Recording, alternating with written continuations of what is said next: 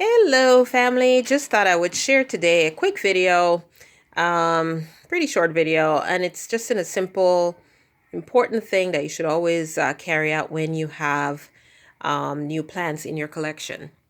So you're supposed to quarantine your plants, and for good reason, because sometimes you don't realize that the plant has an infestation of some sort or a disease.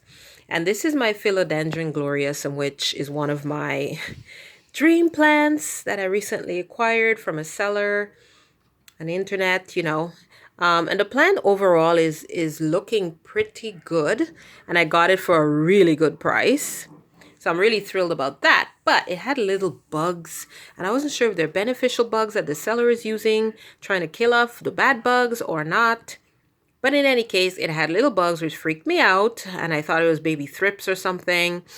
And anyway, I rushed it into quarantine, which is an aquarium. So I have, I also love aquariums if you've seen my channel before. And I have empty aquariums sitting around in my storage room. So I pulled one out, and you'll laugh to see where this thing is sitting. It's sitting on my bedroom dresser, guys. Yeah. You got to find a corner, to keep it as far away as possible from other plants. And that's the best spot I can think of. So it has this little home in here. And believe it or not, again, it's actually, under aquarium lights. But it's doing okay. I mean, it's growing. There's a new growth point down there. Let's see if I can turn it so you can see the growth point right there. There we go. Look at that. And the growth point is changing. It's elongating, and it looks like it wants to grow up now, because it used to be more horizontal to the soil, but now it's more vertical. So I know it's trying to do something, which is so exciting.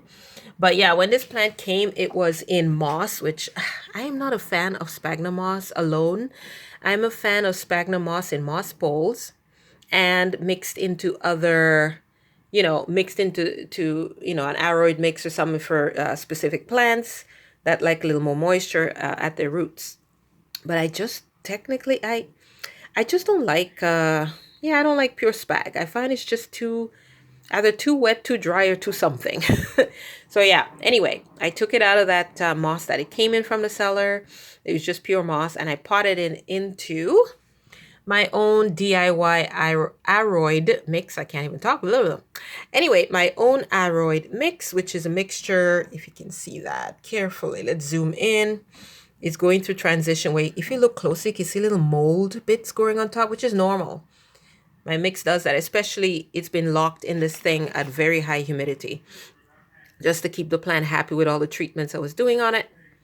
But in any case, yeah, it's a mixture of bark, so orchid bark, perlite, and regular cheap, no fancy potting soil. Like, we're talking the cheapest soil I can get from the store, from Walmart, or any home goods store is pretty much what I buy. And this plant, actually all my plants thrive in it.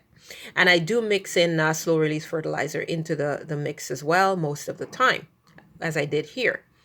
So anyway, this is what I've been isolating this plant in. I've actually stood the aquarium on its end, so it's tall, like the plant. If it was a short plant, I would, maybe leave the aquarium flat or something. But it's literally a 5-gallon aquarium I just had sitting there, as I mentioned. And what I did to rig it up, I put, let's see if you can see. If you look closely along the edge here, there's double-sided tape that I stuck onto the aquarium edge. And then I have this tablecloth I bought from the dollar store. Like, this is actually a clear tablecloth because I wanted just plastic to chop up and do whatever I like. It's a pretty big tablecloth. So whenever I need plastic for any little DIY projects, I cut a little piece off. And as I did here, and you're wondering what this is like ventilation for when I had this completely sealed up. It's actually a piece of pantyhose. Yep. Nylon, which keeps bugs in, but lets little air get in there. Not bad, eh? And then what I did was simply, when I need to, I don't have to anymore, because honestly, there is a humidifier in this room, so it's fine. But what I do is I just bring it up, and as you can see, without much effort, see that? I just press the sides. Yep. and it sticks if I want to give the plant extra humidity.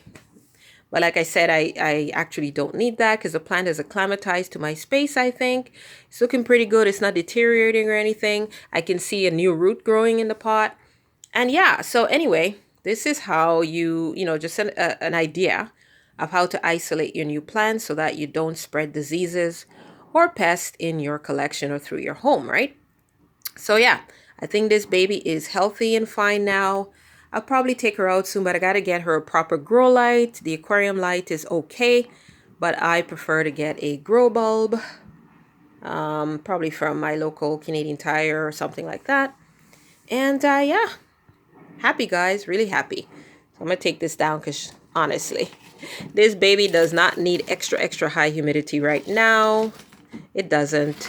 The room has enough humidity because of the humidifier. So that's it, guys. I'll keep you updated over time. But yeah, this is my beautiful Philodendron Gloriosum. Happy, happy, happy. All right, guys. Thanks for watching. Take care. God bless. And remember, God loves you. And I love you. So love each other, man. All right.